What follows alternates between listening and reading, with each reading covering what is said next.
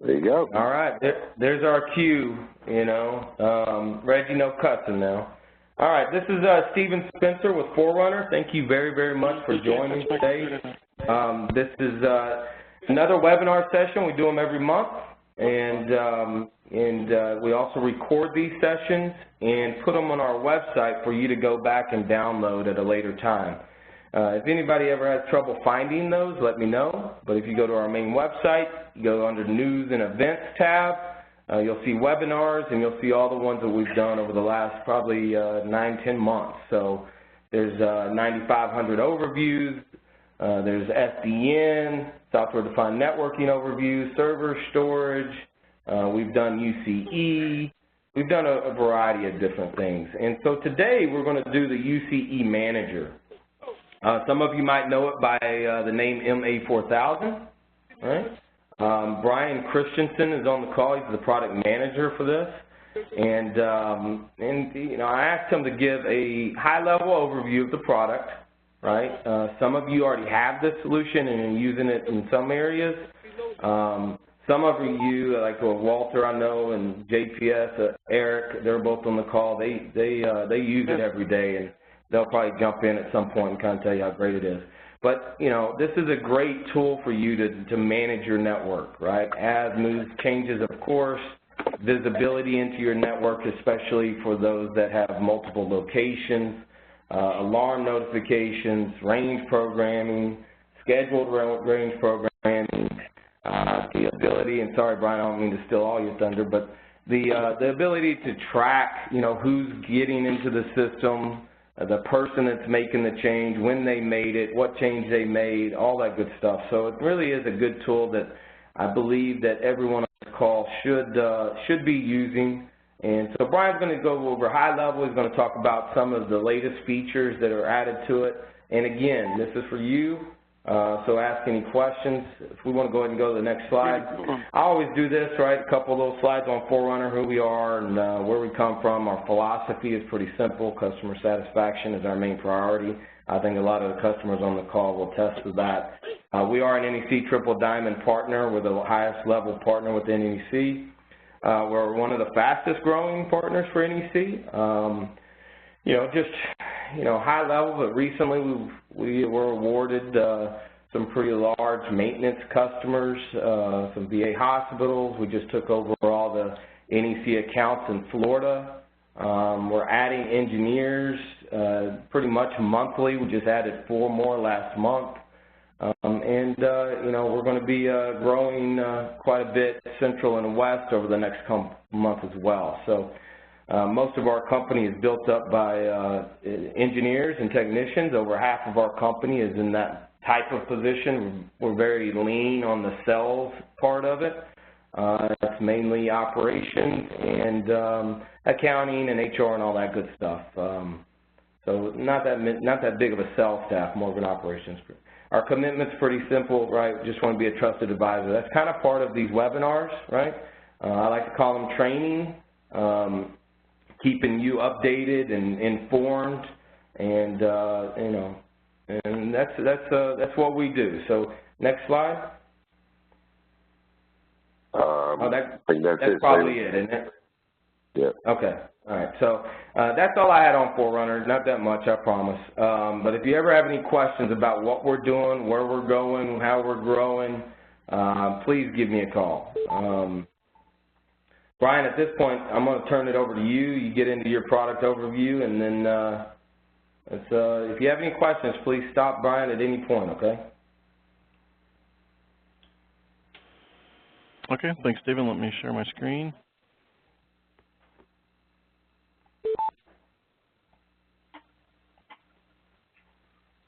Okay. Stephen, can you confirm for me you're seeing my screen, please? I am, buddy. I see it. Okay, so again, Brian Christensen, I'm a product manager with NEC. I'm going to go over the UCE Manager, or also known as MA4000. I'm going to do a high-level overview. I will also take a look at some optional feature sets as well.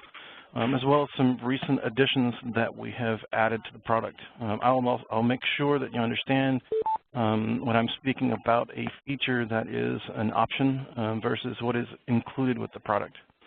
And so what I've done is I've accessed the main page. And so this is part of your configuration when you first access the system. It's a browser link accessible via your LAN or WAN. And when you come into the system, you can choose what screen that you would like to see. In this case, I've chosen user management because here lately I'm making changes to the information in the system, and so I choose to come into the user management screen. That is controlled by settings. So up in the top right, if you click settings, it goes to the page where you can choose what you would like to land on, and that is from the home page, which is a default. You can choose the extension mailbox user or background tasks page. Once you save that, every time you come into the system, it'll come into that default page. What does the default page look like? This is what the default page looks like, and basically it's showing you most recent task performed and any alarms in the system. Both of them have links where you can drill down and take a further detailed look at those areas of the system. Down at the bottom, you see logged in users, and so there are two different indications here. One is users that are logged in via the browser page. There is also a proxy user. What is a proxy user? A proxy user is a technical person that is accessing the system via PC Pro.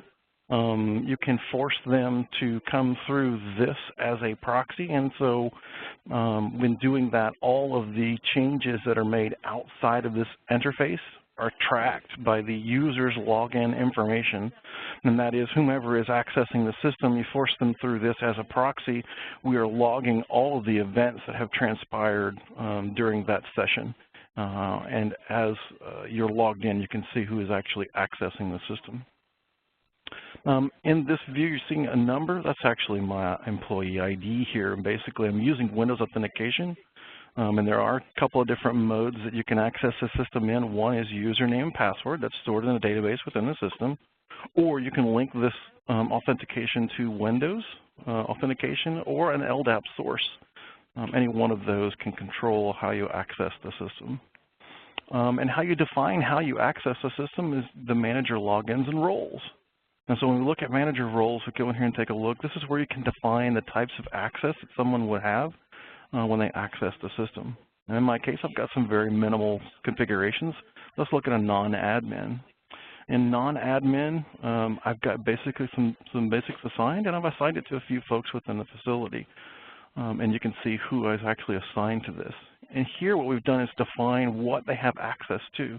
You can get very granular with this in that you can define certain menu hierarchies that they can see and have access to. I can enable and disable those. I can also define what types of capabilities they have. Say, for example, extension management. I've allowed some view attributes, and it's great, but I do not allow for a delete. So again, you can choose those and set those up based on that person's access to the system.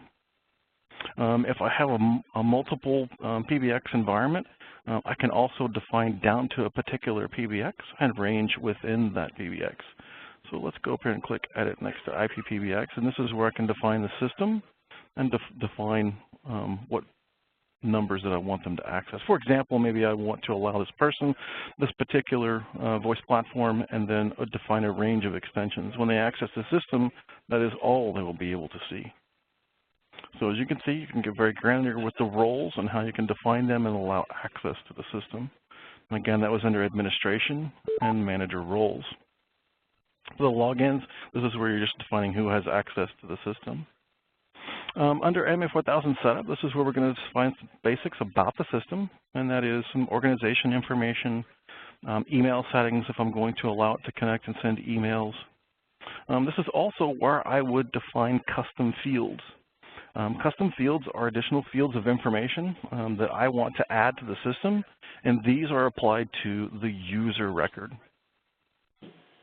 And then in this case, the reason I've added some of these, I have some specific information that I wanted to pull from my directory source, and so I've added those custom fields so I can populate that information. If you could, please mute yourself unless you have a question. And next we'll take a look at alarm setup. And so alarm setup is where this system is going to manage or maintain alarms, and that is collect alarms and then provide notifications. I'll take a look at all alarms, and this is just where I've defined a rule that I want to go through and report on all alarms in the system. I can edit these events just by clicking the Edit Events link. And from here, I can go through and filter out what I actually want to see. In this case, I have chosen I only want to see major and critical alarms, and then I've chosen all the events that I want to monitor. This is not only monitoring events coming from the voice platform, it's also monitoring the other services and connections that the UCE Manager is connected to, right? And then from a notification perspective, I can define different notification methods. I have two primary notification methods. One is via email.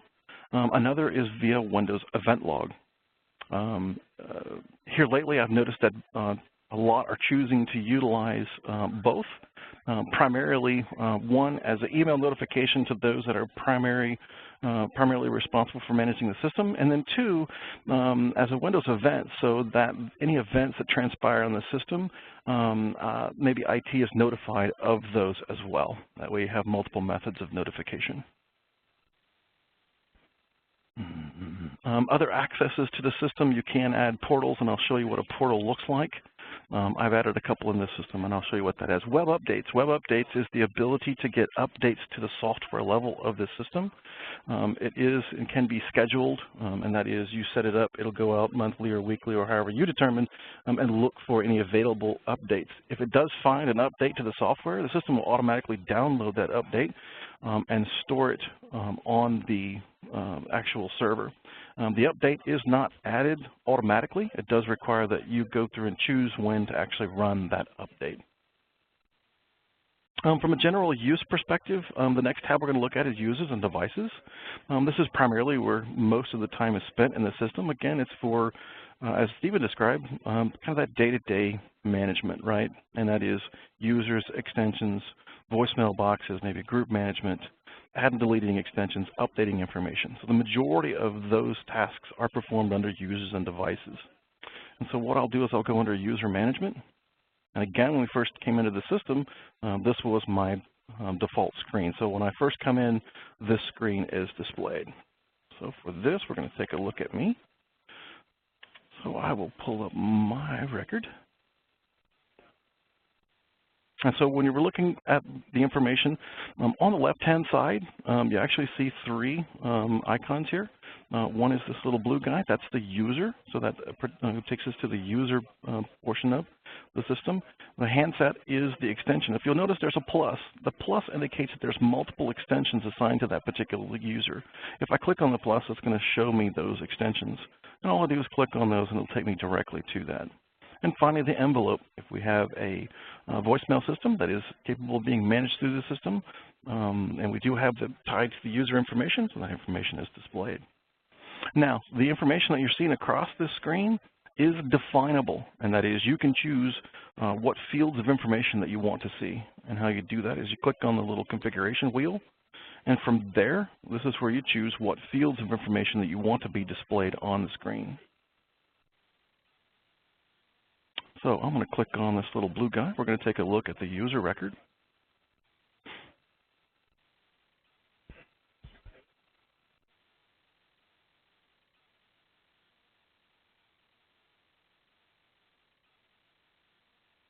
Okay, and so the information for this user is displayed. So this is me, and we're looking at all the information now.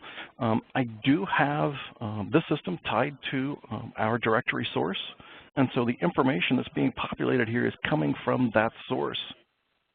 And basically down at the bottom left, when you have that directory source integrated, you'll see the information, the raw information that's actually retrieved, and the last result of that collection, right?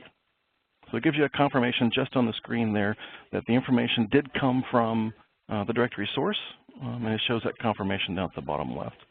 Now I've chosen how the information is displayed, and that is where the information that I pulled from that source actually populates each field. It's very flexible, and so it is complex to set that up. So we do recommend professional services if you're going to be utilizing directory integration. With the 9000 series system, and that is the SV9500 and 9300, we do include a CSV format, not the actual LDAP interface. LDAP integration would be a separate license, so I'll make sure that's clear. Using a CSV file that can be utilized in the system, and licenses do come with the 9000 series to utilize that integration. The reason we have two separate methods is we found over time that there were other directory sources of information that were more reliable. For example, maybe a back office HR system that had more reliable information. As long as we can get an export from that system in a CSV format, we could format that in such a way that we could consume it with this system. Okay, and so on this screen you also see those extensions and mailbox. Those, again, are links, and so I can click on those to take me to that information.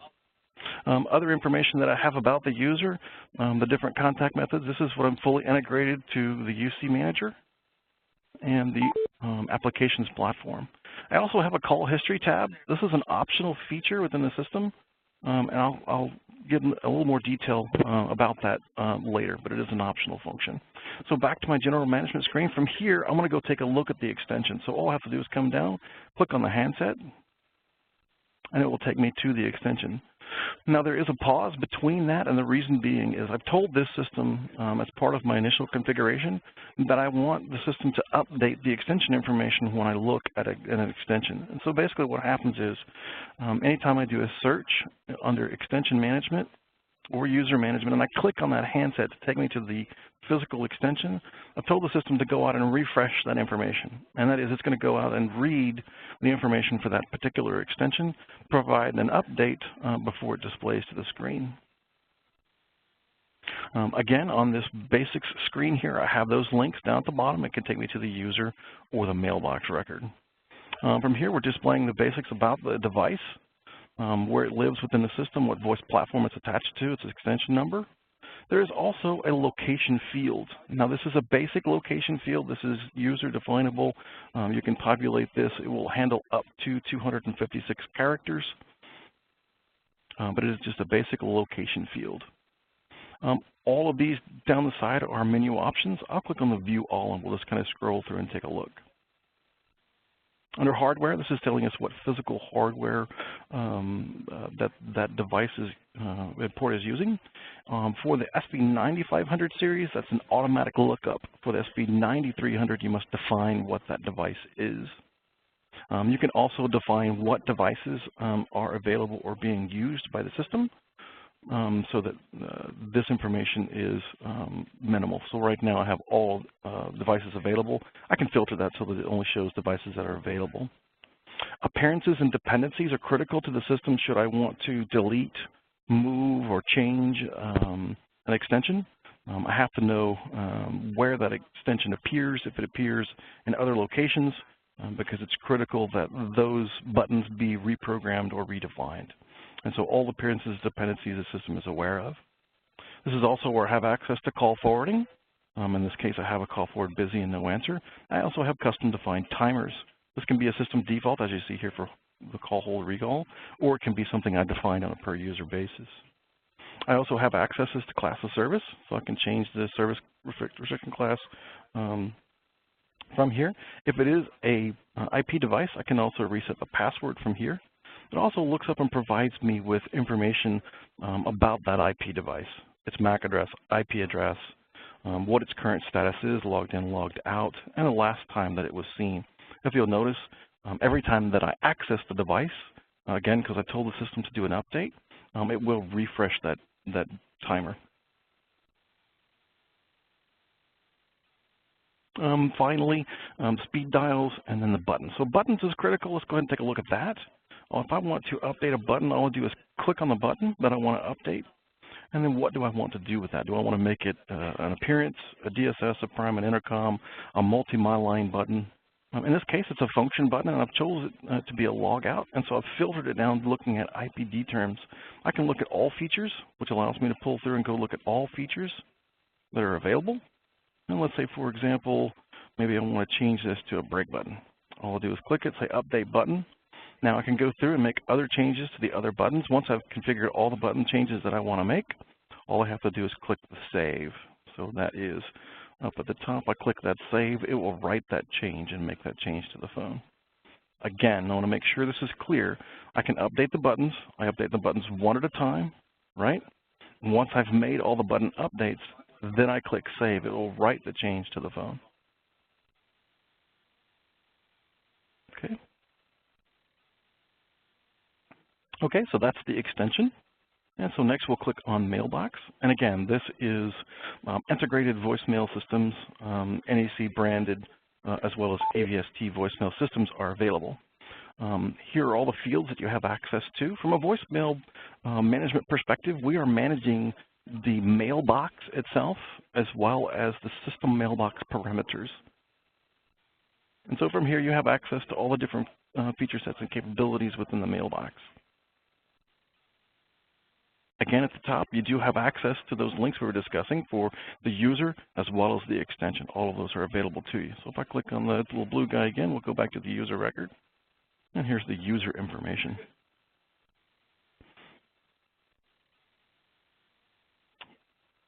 Okay, next I'm going to take a look at extension management. And from extension management, this is going to go through and pull back all of the extensions. On any one of these search pages, this information that you see at the top is the same, right? And so you can do a basic search. Maybe I'm looking for a particular extension number. I just begin typing. It's going to filter out and show all the recent searches, right? I may want to search on my extension, and it'll pull back just that extension. I can also search for multiple extensions, but just by adding a comma and then the additional extension numbers I want to look for. I also have the ability of an advanced search.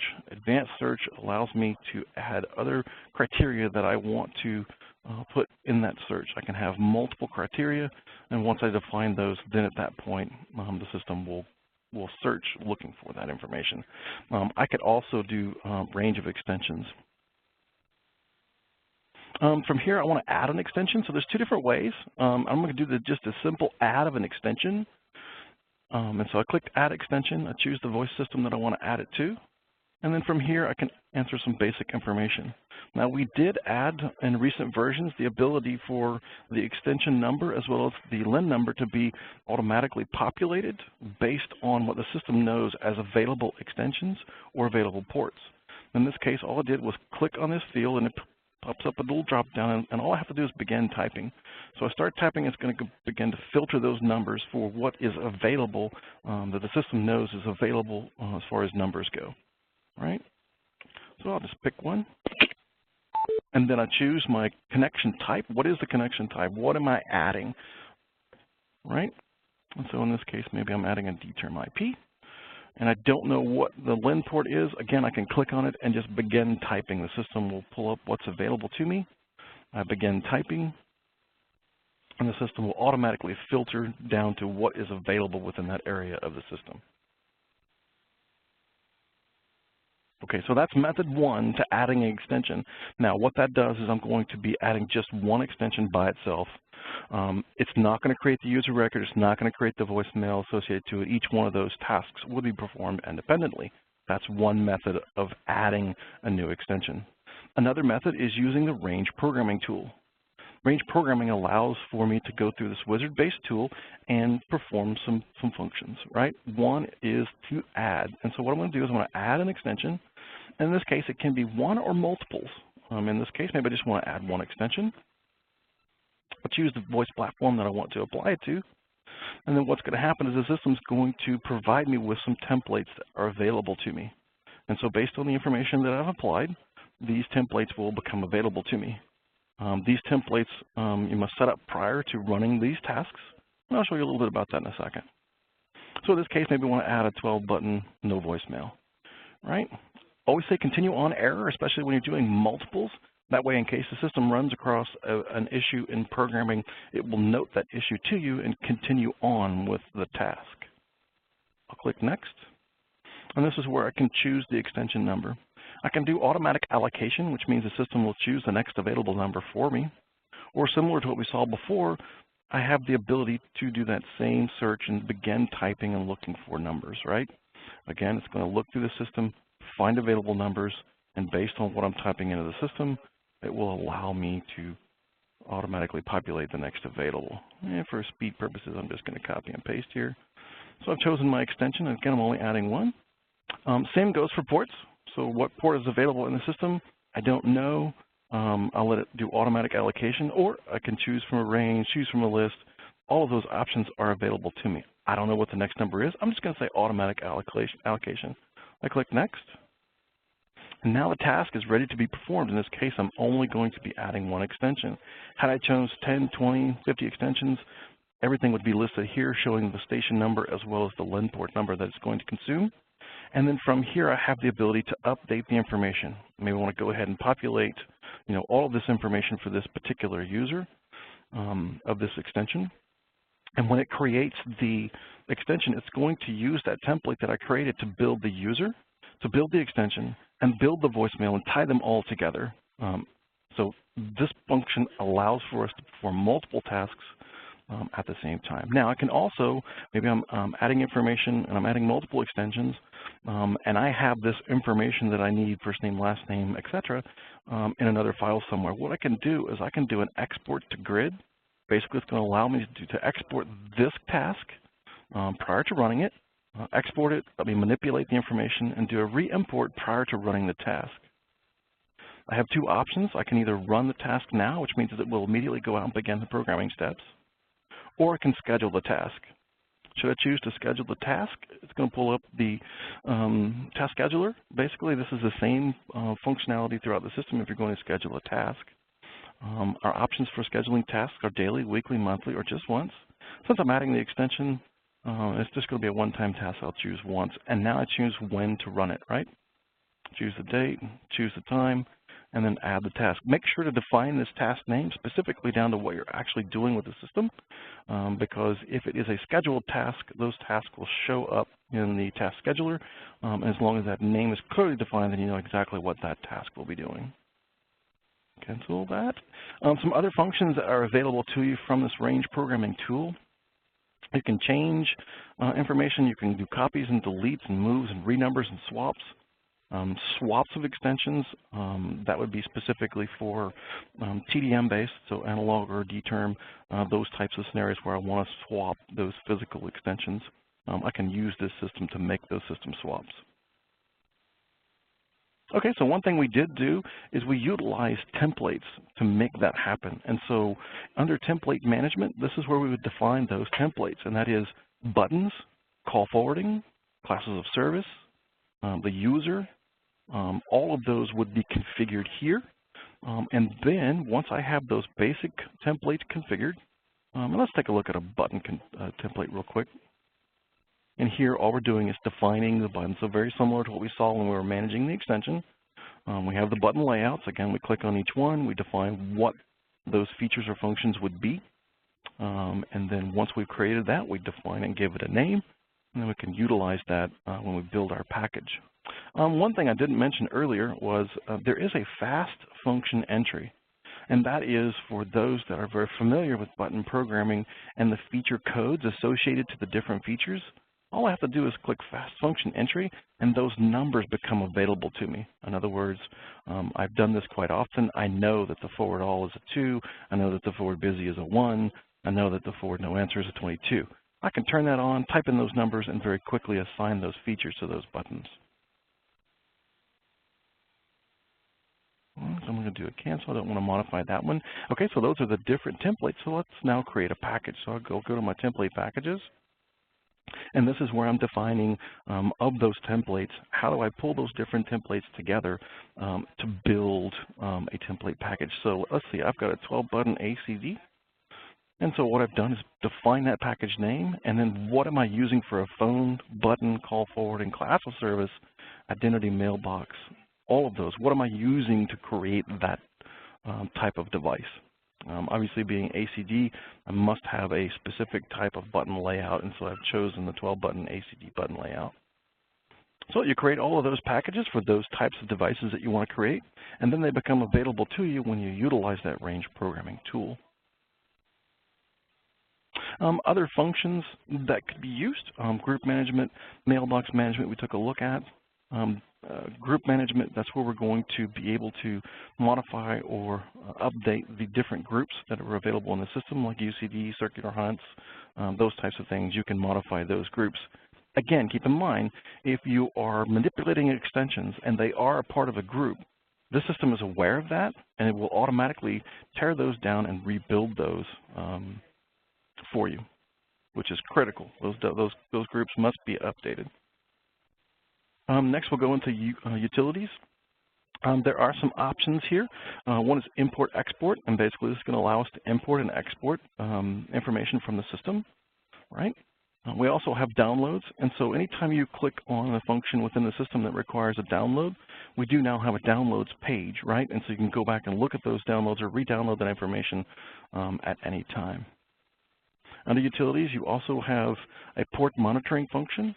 You also have some basic reports, and I'll take a look at those real quick. Under these reports, you can configure them, you can set them up. Basically, the scenario is you go in, you configure your report, you define the information set that you want. You can run the report instantly from here. You can also schedule that report. There's a number of reports in there. I recommend if you're going to want to run reports, go through, take a look, define criteria, and set those reports up. Alarms and audits, again, what we talked about earlier with our alarm definitions, this is where all of the information is tracked in the system. This is also where you can come back and perform a search and look at the different tasks within the system. Again, everything in the system is tracked. If it's something that's happening within the system or a system that's attached to, we are monitoring that information. Background tasks.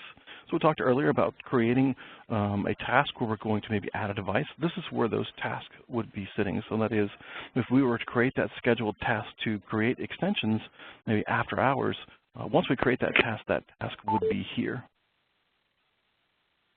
Other functions, we do have a log file viewer. This is all the logs in the system. Again, the system is tracking just about everything that goes on from a management perspective. If for some reason we're having a technical issue and we need assistance, you can always create a master zip file, and it will compress all the logs so that those can be delivered to get technical assistance. Other features, under help, we do have an extensive help menu, and that is the MA4000 help. When I click on this, it allows me to get detailed information about the application itself, as well as detailed information, maybe other programming steps, things that may be required. For example, I'll click on logins.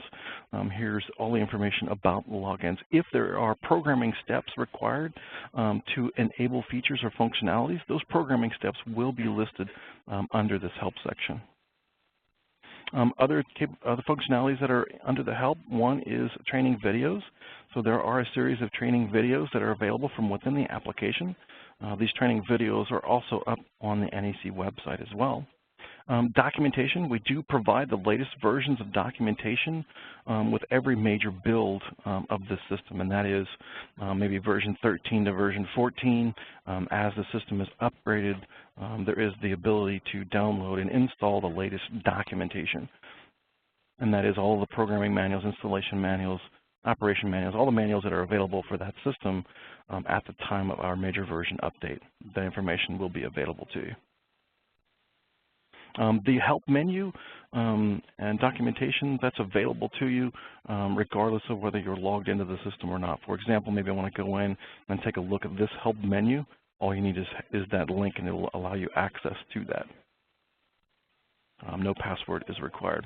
So those are some basics about the application. Let's talk about some other features. One is Call Audit. Call Audit is a recent feature that was added to the system. It does allow for us to store, manage, and maintain call records from the system. In this case, incoming, outgoing, station-to-station calls, all those can be tracked within the system. And basically, it allows for a call processing engine to manage and maintain those within a separate database. That engine can also be installed on its own system.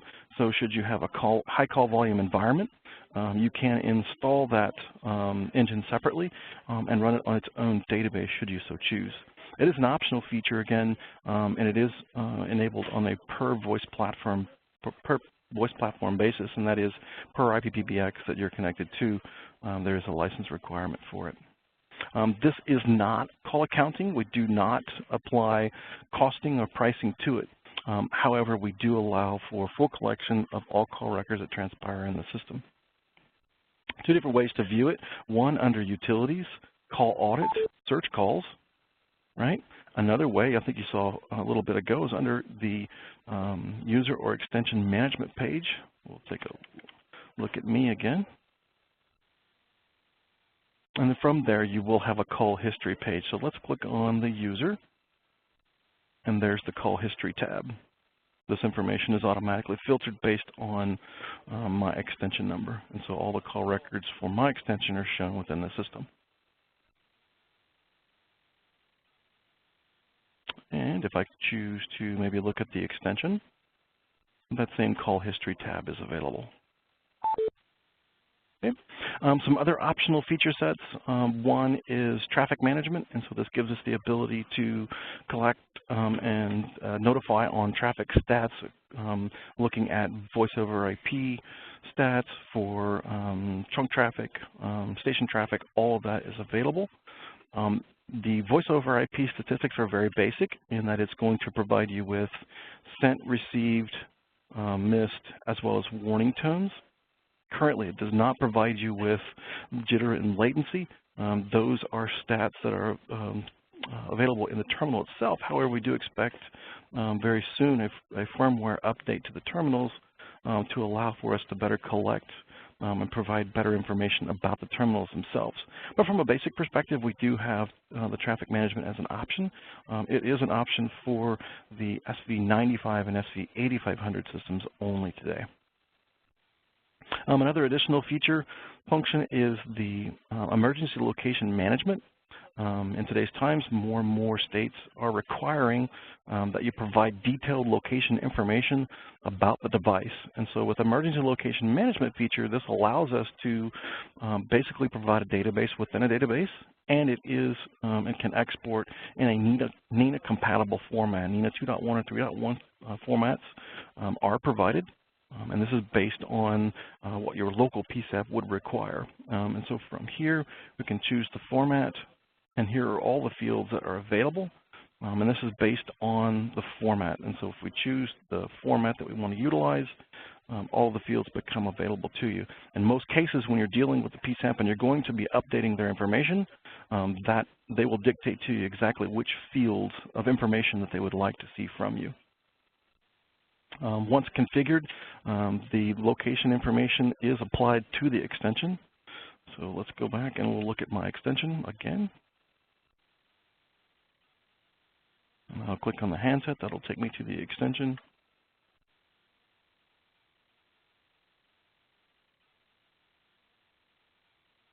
And from there, there is an emergency button. That emergency button, this is where I would define that detailed information and apply it to the physical device.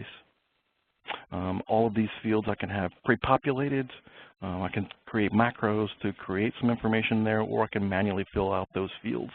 I can also do an import or an export of that information so it can populate this. If I do want this information published as part of that NENA file export, all I'll do is click on the publish, and now it will publish that information. I did mention earlier that there was a location field, and so this location field is separate from that emergency location field. So this is just giving me some basic information or location information about the device. But if I want to create that NENA compatible file, then at that point I would need the emergency location management so that I can populate that emergency information. So from here, I think I've hit the highlights and the basics of the system. At this point, I would like to take any questions. Give us a few minutes here at the end. Great overview, Brian. Great overview. There's got to be some questions. Hey, Brian, I did have one question coming over chat. The question is, for extension management, does it work in the Fusion environment? Will it make changes in the NCN and the local PBX? Yes. Yeah, so the management tool is fully capable of managing in a Fusion network. Each of the nodes is configured in the system, and that is the network node as well as the local nodes. Each one of those would be configured in the system, and then when you make changes to those, then it would make changes to those systems automatically. Same goes for the SV93 and 83 systems. Should we have a main plus remotes, it would manage that environment as well. It would manage the main information as well as the remote node information. I did have a question on that specifically for someone that was managing a 9300, the ability, because you do have a non-volatile and a volatile RAM location, so when you make changes, the changes are actually stored in that volatile RAM, and that is you lose power, you may lose those programming changes. There is the ability in the system to be able to write those to that non-volatile RAM. Same goes for the 95 and 8500. In the old PC Pro commands, it was called a mem to hard drive. You do have that same functionality from within this tool, and that is once you've made a series of changes, you want to write those permanently to the system. We do have capabilities for both of those functions within this application. And Brian, where is that? So under the system, IPPBX management, I'm going to click on the system that I want, right? For the 9500, it's backup to flash, right? And so for the 9300, the 83 backup to flash memory. So let me go to my other system because I have a 9300 connected to it. So give me a second. It's in the same area. There's other things. It's in the same area. That's correct. There's the same exact thing, backup to flash memory. That's correct.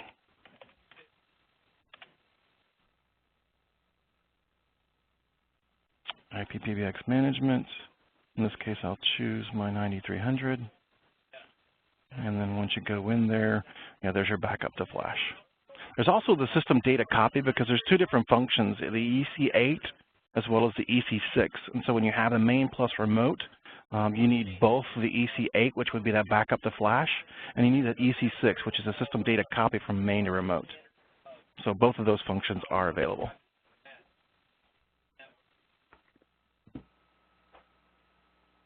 Sweet.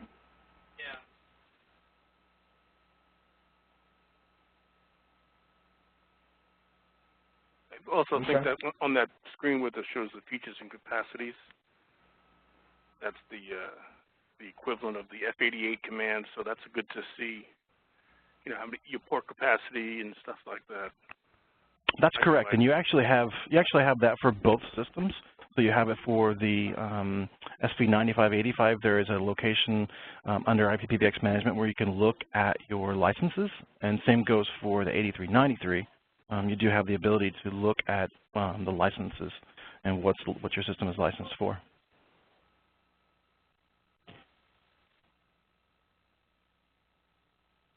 Okay, great. Anybody else have any more questions?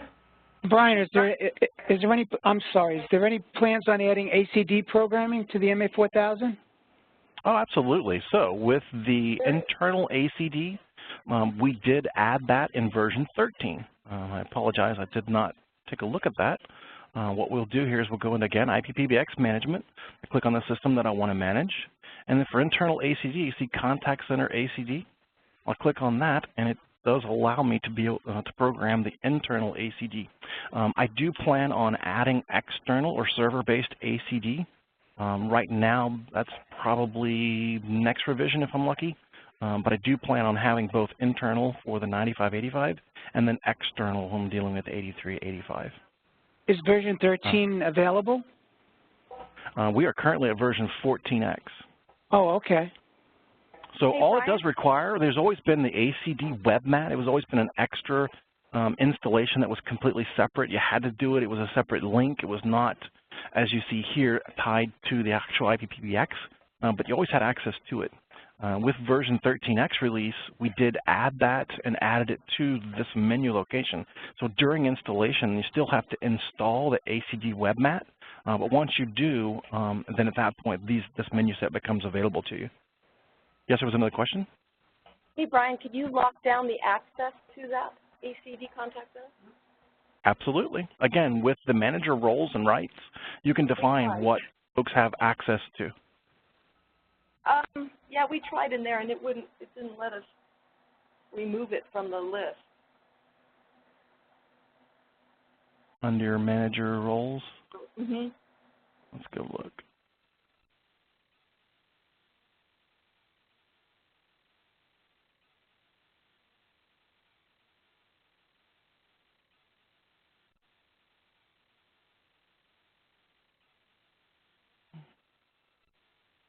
Well, I may not have added it. Let me take that as a note.